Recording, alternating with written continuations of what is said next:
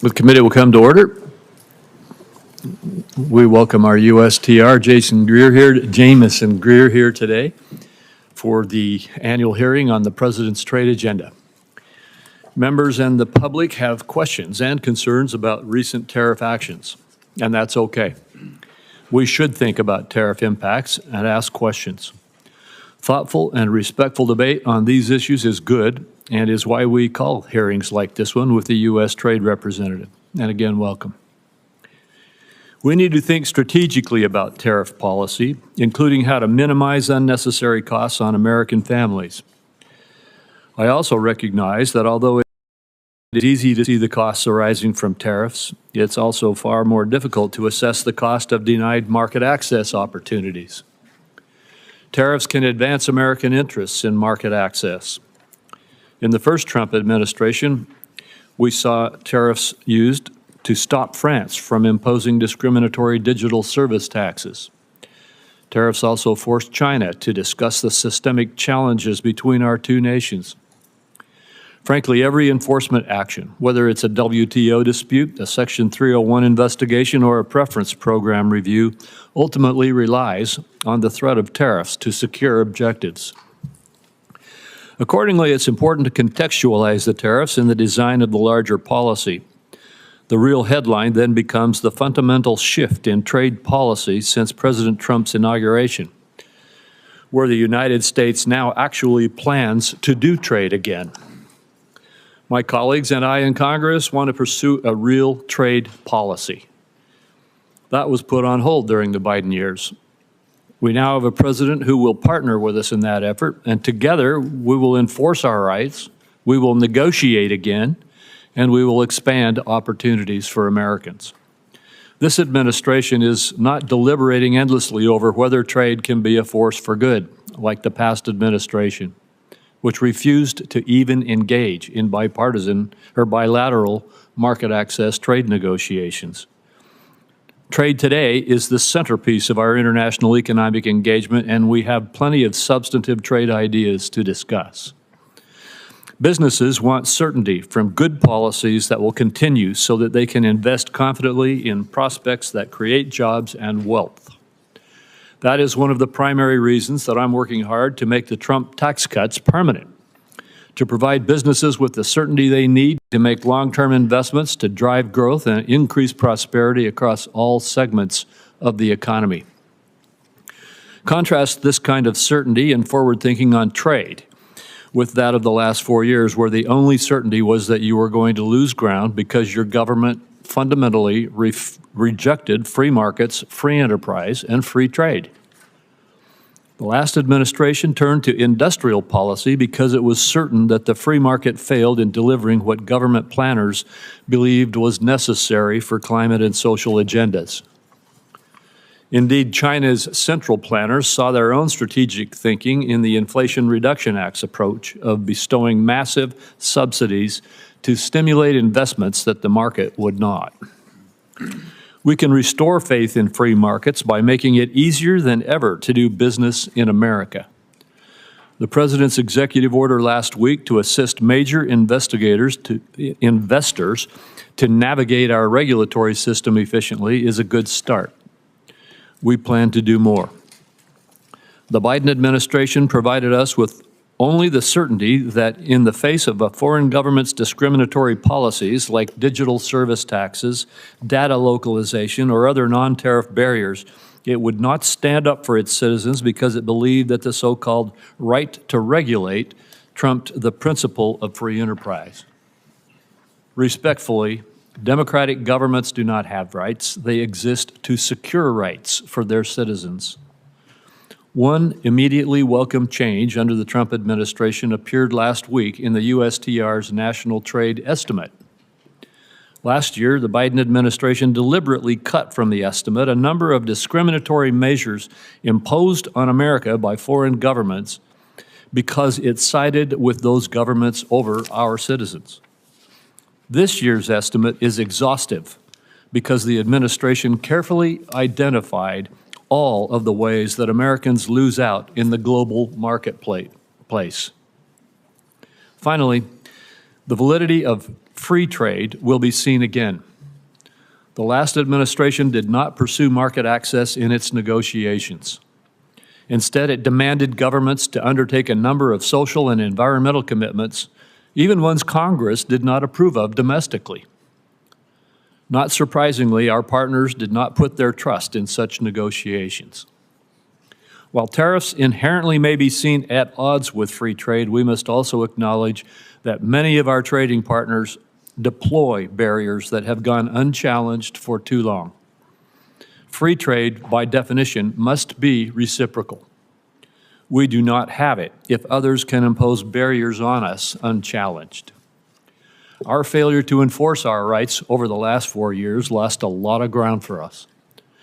This cannot continue because what I am certain about is that American goods and services are innovative, high quality, and globally competitive. Senior administration officials say that a number of countries are coming to the table to engage with the USTR. We look forward to hearing about this engagement and the steps toward better opportunities for Americans. With that, I turn to Senator Wyden for his remarks. Thank you very much, Mr. Chairman. Mr. Chairman and colleagues, today's hearing on the President's trade agenda begins with American retirement funds, investors, and our economy in purgatory thanks to Donald Trump's plan to hike tariffs to levels not seen since before the invention of the automobile.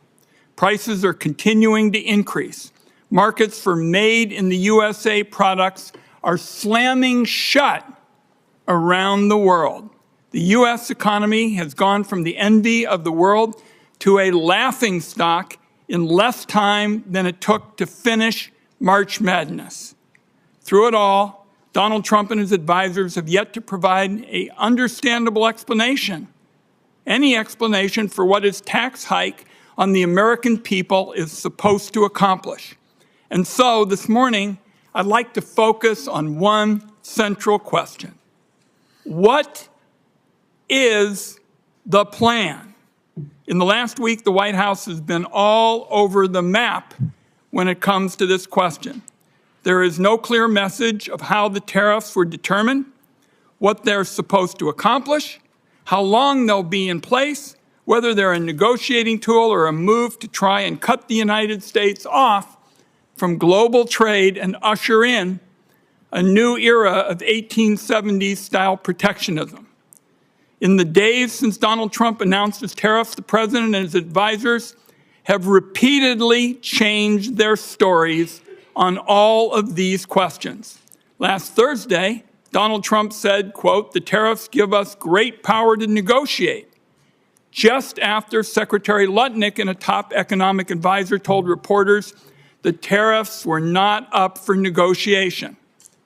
Then the stories changed again on Sunday when the Secretary of Agriculture and the top White House economic advisor, Kevin Hassett, both said Trump's tariffs were bringing foreign countries to the table, hoping to negotiate new deals to cut tariffs. At nearly the same time, the Treasury Secretary was on TV Sunday saying the tariffs would remain in place for, quote, days and weeks. Asked if the tariffs were up for negotiation, the Commerce Secretary said Sunday, "The tariffs are coming." He announced it, and he wasn't kidding. The tariffs are coming. And yesterday in the Oval Office, Donald Trump said there can be permanent tariffs and there can also be negotiations.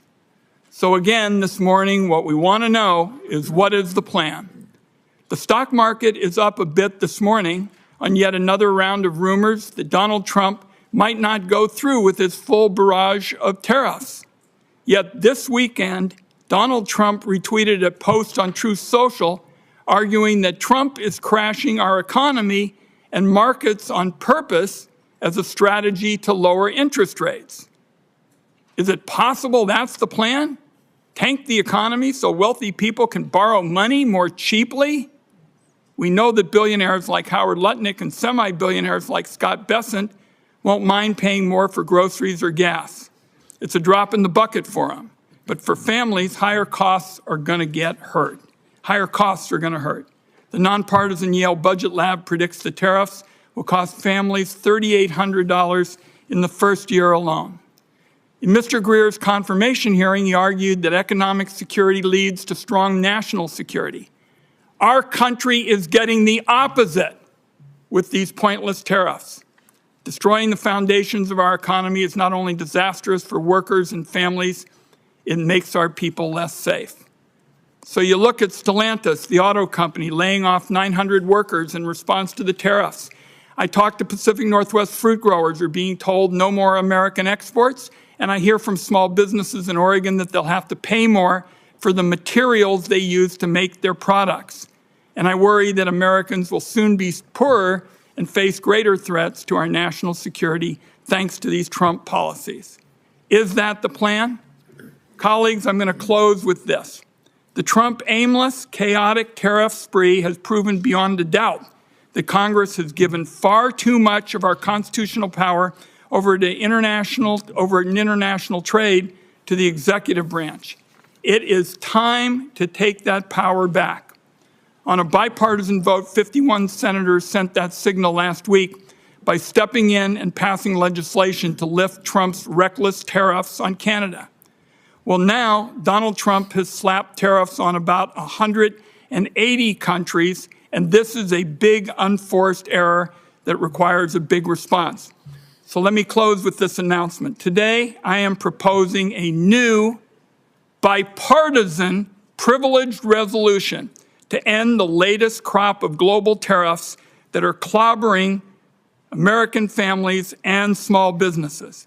Members on both sides of the aisle ought to know that this is a call to action, and Congress must step in to rein this president on trade. Thank you, Mr. Chairman. Thank you, Senator Wyden. And Ambassador Greer, you may now make your statement. Thank you. Chairman Crapo, Ranking Member Wyden, and members of the committee, I appreciate you taking the time today for this hearing. Last Wednesday, President Trump declared a national emergency in response to the large and persistent trade deficit that has built up in recent years. This deficit is driven in part by non-reciprocal tariffs, trading barriers, and other economic policies pursued by our foreign trading partners. The situation is urgent. President Trump imposed tariffs to address this emergency, and these measures are aimed squarely at achieving reciprocity and reducing our massive trade deficit to reshore production in the United States. This national emergency declaration and tariff action is the most significant change in U.S. trade policy since we allowed China to join the World Trade Organization. The American working class, in particular, has suffered concentrated losses from the so-called China shock and other adverse effects of past trade policy and the conditions that give rise to this massive trade deficit. You've heard some of these numbers before. The United States has lost 5 million manufacturing jobs and 90,000 factories since 1994.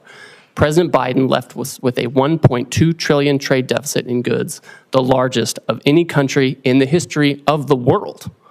The United States' share of world manufacturing output declined from 2001 to last year. In the fourth quarter of 2024, U.S. manufacturing as a share of gross domestic product was the lowest it had been in 20 years.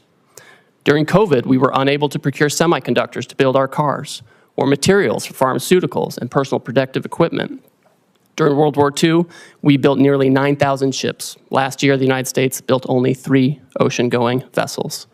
Our agricultural trade balance, which historically resulted in trade surpluses for our farmers, was in deficit the last 2 years of the Biden administration and likely will take some time to recover. These are all serious indicators of an economic and national security emergency, and we can't ignore it. One important driver of these negative trends has been unfair, unbalanced, and non-reciprocal trade. This includes the effect of higher tariffs imposed by other countries on the United States, the effect of non-tariff measures that promote other countries' exports and obstruct U.S. exports, and other foreign economic policies favoring overproduction and degrading America's manufacturing capacity. And the lack of reciprocity is an important driver of our global trade deficit and with particular countries. So it's common sense to focus on these indicators. For example, the European Union can sell us all the shellfish they want, but the EU bans shellfish from 48 states. The result is a trade deficit in shellfish with the EU. We only charge a 2.5% tariff on ethanol, but Brazil charges us an 18% tariff. The result? We have a large trade deficit in ethanol with Brazil. Our average tariff on agricultural goods is 5%, but India's average tariff is 39%. You understand the trend here. Our trade deficit, driven by these non-reciprocal conditions, is a manifestation of the loss of the nation's ability to make, to grow, to build. And the president recognizes the urgency of the moment. On the first day of his second term, President Trump issued a comprehensive memorandum setting out his trade policy directive. And over the past 10 weeks, he has executed on nearly all of these priorities. He has tightened tariffs on steel and aluminum. He's imposed new measures on auto and auto parts not made in the United States. And on April 2nd, the president declared the national emergency that we've discussed. And so the president has imposed a reciprocal tariff along with a global baseline tariff to achieve reciprocity with other countries and to drive the dangerous deficit down. And the president's strategy is already bearing fruit. Over the past few weeks, a planned layoff for an auto production shift in Tennessee has been suspended. Another automaker is hiring additional employees and expanding overtime to increase auto production in Indiana. Companies have announced $4 trillion in new investment in the United States. Nearly 50 countries have approached me personally to discuss the president's new policy and explore how to achieve reciprocity, and they've spoken with many members of the administration. Several of these countries, such as Argentina, Vietnam, India, and Israel, have suggested that they will reduce their tariffs and non-tariff barriers in line with the president's policy. And these obviously are welcome moves. Our large and persistent trade deficit has been over 30 years in the making, and it will not be resolved overnight, but all of this is in the right direction, particularly as we start to negotiate with these countries. We must move away from an economy that's based solely on government spending and the financial sector, and we must become an economy based on producing real goods and services that provide jobs for working class and middle class Americans in their communities. This adjustment may be challenging at times, and in a moment of drastic overdue change, I'm confident, I'm certain that the American people can rise to the challenge as they've done before. I appreciate this committee's interest in President Trump's trade agenda. I'm glad we're talking about this. That's created debate. And we may not agree on everything, but I know that you want to do what's best for America. So does the president, and so do I, and we'll collaborate together on this. Thank you again for your time, and I look forward to our conversation. Thank you, Ambassador. Yesterday, Secretary Bessent stated that you and he both will lead trade negotiations with Japan. I am very pleased that President Trump has decided to press for market access in this case. I hope we'll see more negotiations that press for zero-to-zero barriers, but could you explain a little bit what is the scope of these negotiations? Certainly. Thank you, Chairman. So as you know, yesterday the President directed Secretary Bessent and myself to interact with the Japanese. We've already been having several conversations with them over past weeks. So this is not a new development, but we are taking it to a new level. Obviously, we want to have more market access in Japan.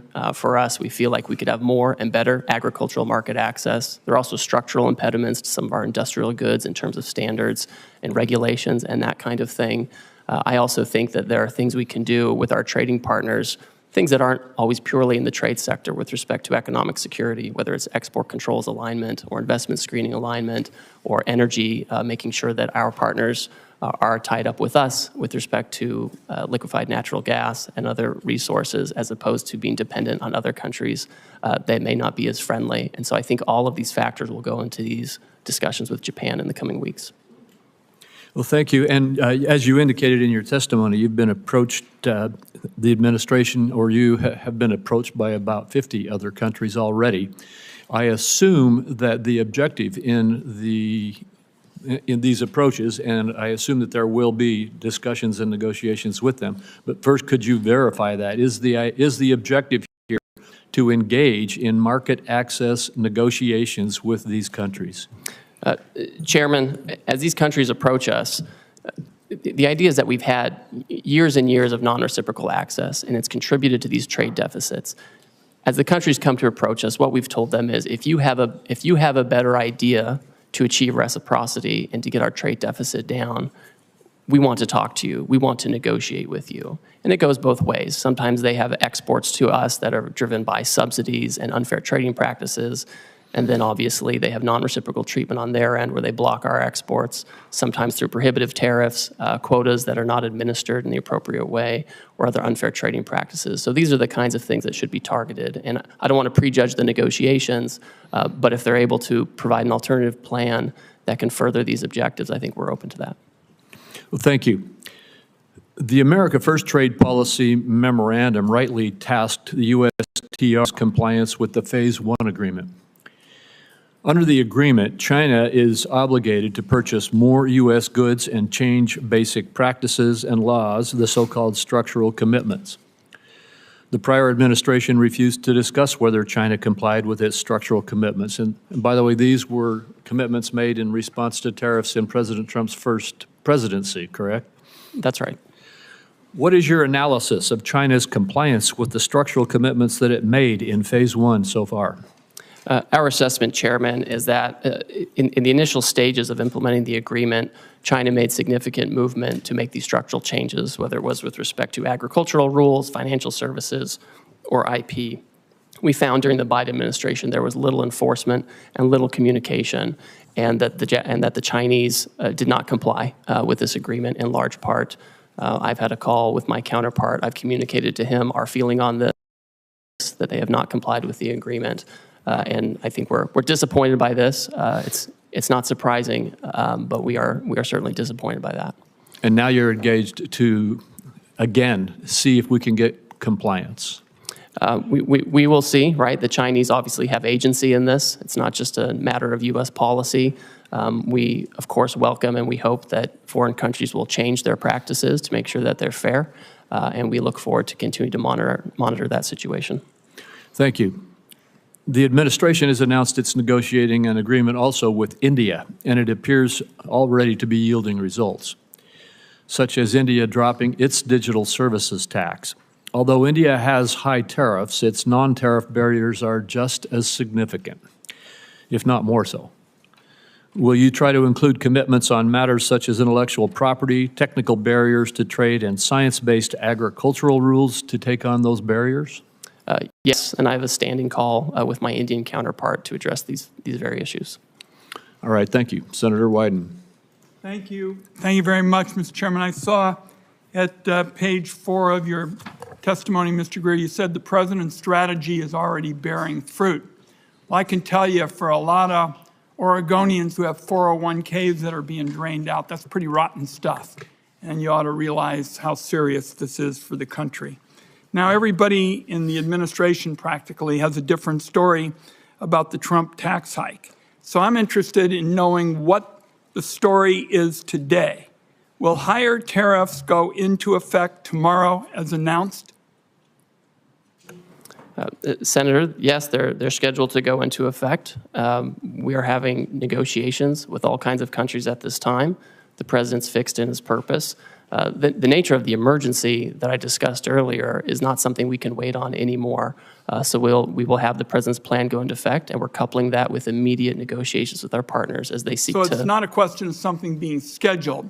You're committing this morning that they're going to go into effect. This is what the president has said, Senator. For how many yes. countries? I understand it's over 50. That are negotiating with Yeah. us. We have about 50 that have come to speak with us, and I'm constantly talking to my counterparts right now at USTR, meeting with others, and we will have the tariffs in place, and if the other countries can come to an agreement on reciprocal trade, then that's something that the president can consider. I don't want to prejudge the negotiations or the president's decision, but that's what we're doing. Now, you've said you've been negotiating deals. Foreign countries have already retaliated against our farmers and ranchers and small businesses.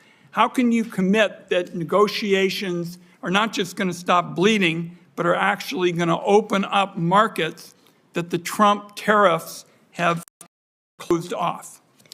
So, Senator, we've already had many countries, many of our markets, explain that they are not going to retaliate against the United States. And in fact, Vietnam, for example, they've lowered their tariffs already on cherries. They've lowered them on almonds and apples, things that I know are important to the Pacific Northwest. And this is exactly the right direction that we want to go in. I look forward to hearing from you what other kind of market access you want as we enter into these negotiations. What's the status of China? As you know, that's a big market for us in the Pacific Northwest. What's the status of discussions there? I don't see much progress. What I see is it looks like it's going to escalate and escalate some more and hurt our consumers and our small businesses in our part of the world.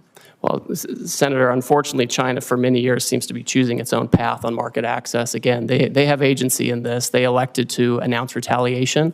Other countries did not. Other countries signaled that they'd like to find a path forward on reciprocity.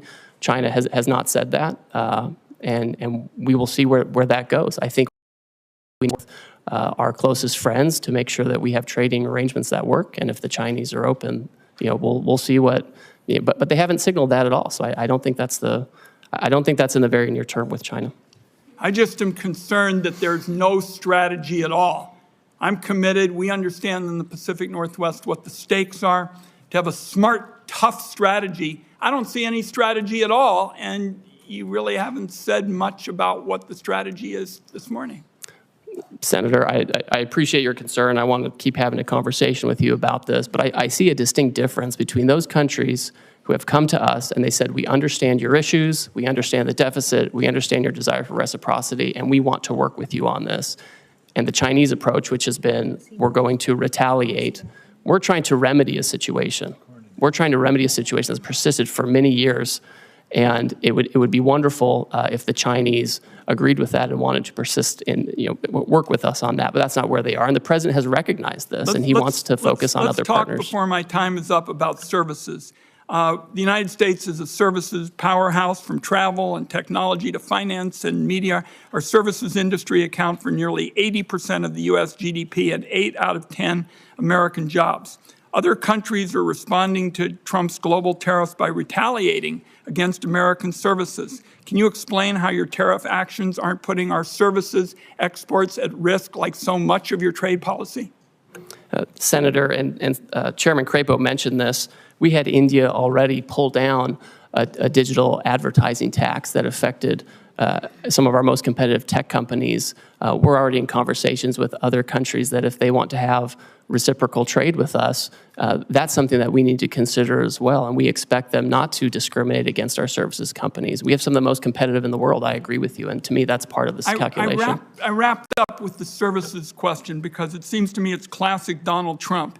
Really good at talking about problems, even saying that there is some reason to go forward, identifying a problem, but pretty damn bad at fixing them. And there's going to be a whole lot of collateral damage in the process if you all continue with these trade policies in services and in other areas. Thank you, Mr. Chairman. Thank you, Senator Cornyn. Ambassador Greer, thank you for being here today. I know there's been a lot of discussion about tariffs, but would you just briefly discuss non-tariff barriers to trade? In other words, the barriers that countries put up to deny market access from U.S. exports into those countries that aren't tariffs per se.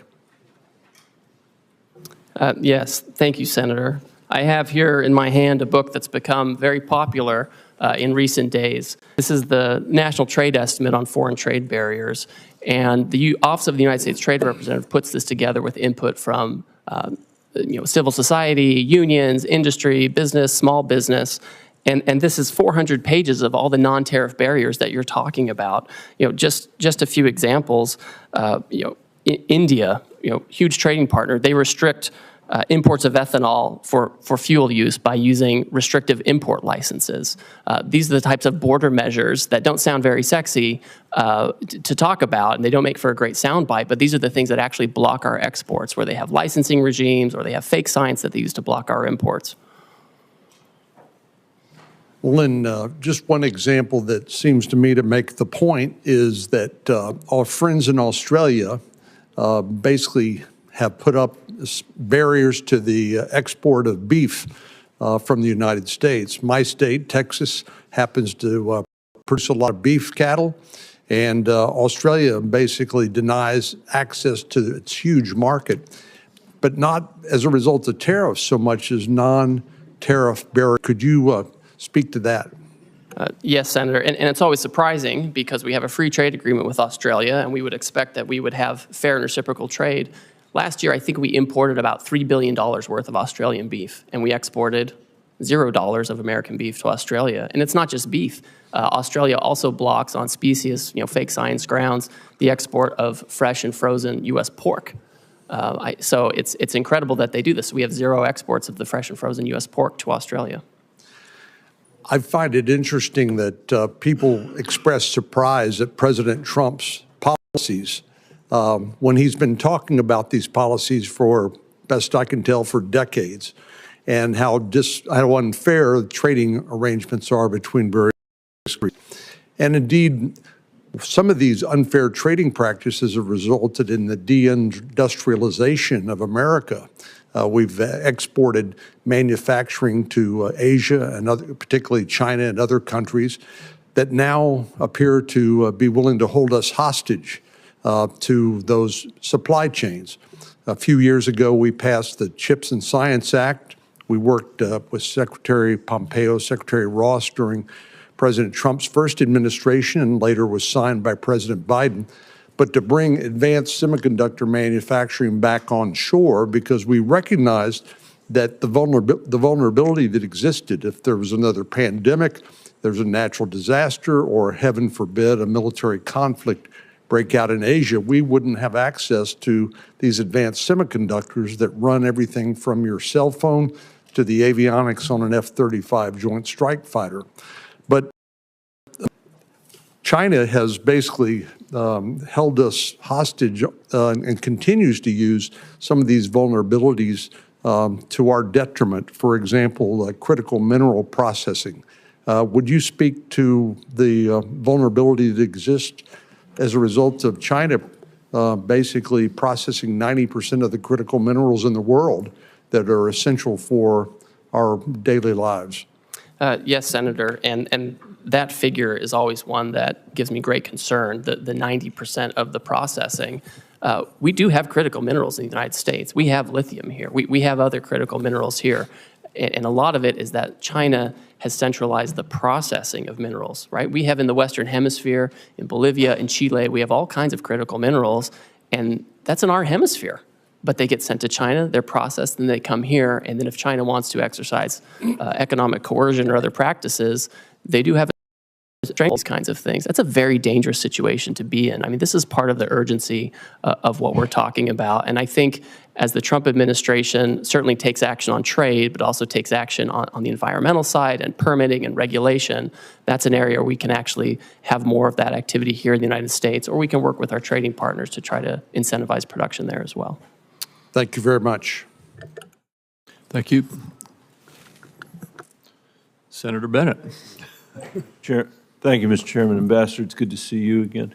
Could you talk a little bit about the relationship of the tariffs that you have put on and rising prices for the American people? What is it the American people should expect to be able to suffer as a result in terms of rising prices? I understand your position is that the long-term gain is worth the short-term pain, but what is that short-term pain going to look like? So Senator, I think we can look at I should look at history and data for this. It's hard to project what's going to happen with prices, but we know in the first Trump term, the president imposed historic tariffs on China on an enormous amount of goods coming from China. And during that time, inflation went down by 0.1%. During the Biden administration, the historic inflation was not on imported goods or related to tariffs that President Biden put in place. It was related to, frankly, services, healthcare, education, et cetera. So I think there's not really a one-to-one on tariffs and price effects, and so many things go into price. I know you think I'm probably like dodging and weaving on this, but I'm looking at data, sir, yeah, and the data shows it's not one-to-one. I know you're smart enough to know that the likelihood is that prices are going to go up for the American people as a result of the tariffs that you put in place. Do you disagree with that? Oh, I mean, when you say that the American, in your testimony, that you expect the American people will bear the burden, or that, and I'm sure burden on some level, but what do you think that burden is actually going to look like? Well, I think the challenges, frankly, are going to be more for companies that are largely dependent on imports from China and Asia, where they have to adjust their supply chains in a quick set of time. Yeah. And the way the tariffs get allocated between the foreign producer and the importer, that's where the majority of and adjustment we have a bunch comes. of those companies in Colorado, and I know that Osprey Packs, for example, they probably don't want me to mention them, but I will. And in Southwest Colorado would be a very good example of that. I mean, they are very dependent on the supply chain from Vietnam, and they probably are really worried today about what's going to happen, which a lot of people are. I mean, I think one of the things about the situation we find ourselves in is the degree to which we've now created huge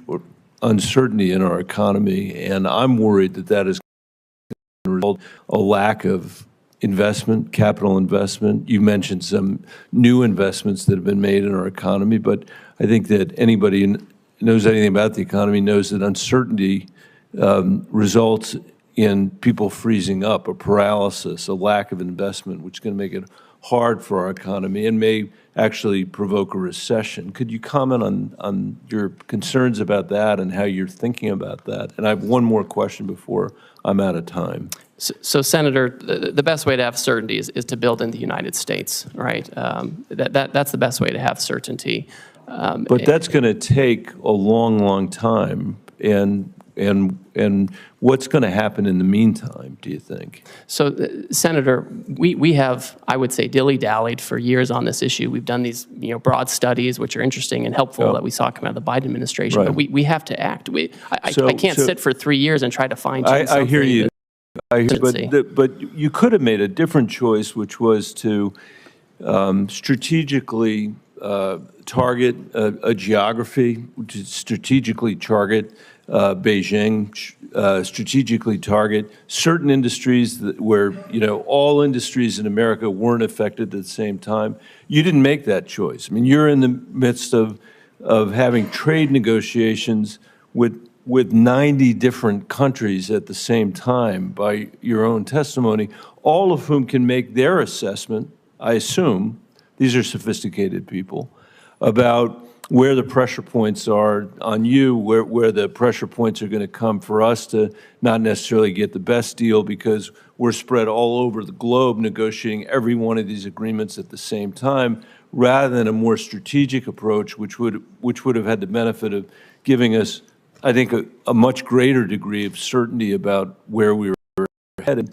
Obviously, you made a different choice, and I'm just curious about how you think about your responsibility, how you think about that. So I would note, and I think it's thoughtful to think about things in this way. If you look at the results of the reciprocal tariff, the Western Hemisphere generally is at the lowest tariff rate. If you look at where we have our largest problems with non-reciprocity and deficit countries, it's mostly in Asia. And so you do actually see pretty strategic outcome with respect to promoting production in the Western Hemisphere as opposed to where we have all this overproduction in Asia that's given rise to our current problems on trade. I would just say in closing, Mr. Chairman, that's true. What the ambassador said is true, but it still doesn't, I still cannot fathom why we are treating Canada and Mexico, our largest trading partners, basically the same way we're treating Beijing. It doesn't make any sense to me.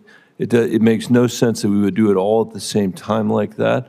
And we're going to have to stay on it, which is why some of us have introduced legislation to make sure that Congress begins to take its appropriate role again in making these very important trade decisions. Thank you for your testimony.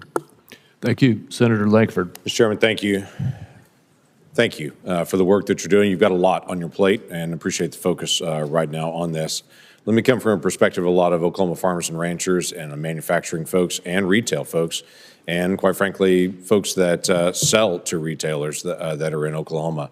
They've got several questions that they've actually sent to me pretty quickly, so I want to be able to bounce a few of those. The goal of this is to do more trade internationally, that the United States would be able to manufacture here or produce here and sell more internationally, and that we would have that opportunity to have increased market access. Is that correct?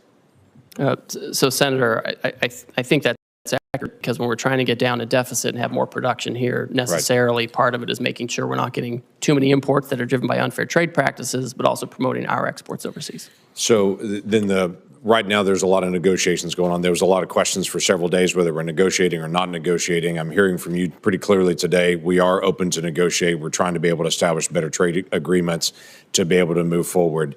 Do you have any timeline on certain countries or places that you have set internally to say we hope to have negotiations complete by this point? Obviously, negotiations can extend as long as they have to, but is there a timeline you're dealing with? So the president has indicated that he's willing to negotiate with parties that want to pursue reciprocal trade with the United States. We don't have any particular timeline set on that because, as you pointed out, Senator, the outcome is more important than setting something artificially for us. What I can say is I'm moving as quickly as possible, and a lot of these countries are moving very quickly, and we're working on the weekends, we're working at night as folks want to engage on Great. this. Now, I will say, I know you want to ask something, the trade deficit has been decades in the making, and it's not going to be solved overnight. Right, right. Yeah, everyone understands that well, and everyone that I talk to is grateful that we're actually attacking the trade deficit issue and try to be able to bring down barriers to trade. They also want to get a timeline. Let me give you, for instance, I've got an Oklahoma company that several years ago spent millions of dollars to be able to move out of China. They moved into Vietnam for production because literally there was what they're producing, the parts were not created in America. So they were looking for other places to go. They spent all the money, spent all the time, shifted out of China, got to Vietnam and established there. Now they're saying, we've got giant costs in Vietnam at this point. So they're going to have to renegotiate with every single retailer that they sell to, which is going to take a lot of time to be able to do it. What they're trying to be able to figure out is, do we hold on those negotiations and try to renegotiate with Walmart and Target and Costco and everybody else they're going to have to renegotiate with? Or do they press on with those negotiations now? If things are going to get resolved soon, they can pause. If they're not going to get resolved, they're going to have to renegotiate every contract again to try to figure out which way to go. So the time piece does matter to them. Senator, I understand completely, and Vietnam is one of those countries that understands that it is, frankly, one of the major targets of this action because their trade surplus with us is so lopsided. I think it's every $15 they export to us, we send them $1, and they remain closed to our exports where we can be competitive, agriculture, et cetera. But they've come to the table with an offer, right? We didn't go out and say, please come talk to us. They beat down our door and they want to talk about it. Good. I don't anticipate that we're ever going to have equal trade with Vietnam. We're a much larger economy than they are, but bringing down the trade barriers would be helpful so that they would accept American products to be sold there. I think that's beneficial, but most countries in the world are never going to buy as much as we're purchasing because we just purchase a lot more from there. Another issue has come up about garment manufacturing. Obviously, this is a challenge. We'll have different pieces that are bought from different countries. We don't have a lot of garment manufacturing here in the United States. For those garment manufacturers that are here and for others, some in Oklahoma, they're asking me about exclusions and exceptions and how this is going to be handled to say, we can't buy it in America. This is the only place that's actually manufacturing it. I know long-term, the hope is to be able to have a more diversified, but in the short term, they don't have another option. How do you plan to handle that? Senator, the president has been clear with me and with others that he does not intend to have exclusions and exemptions, especially given the nature of the action. If you have Swiss cheese in the action, it can undermine the overall point, which is to get rid of the deficit, achieve reciprocity. To my point earlier to Mr. Bennett, the Western Hemisphere countries have a much lower tariff than many of the Asian countries, and I've heard from textile manufacturers for many years that they would love to have a situation where Western Hemisphere textile and garment manufacturing is more competitive, and maybe we're setting up the conditions for that. So in the short term, there's no exemptions that are coming on it. So for companies that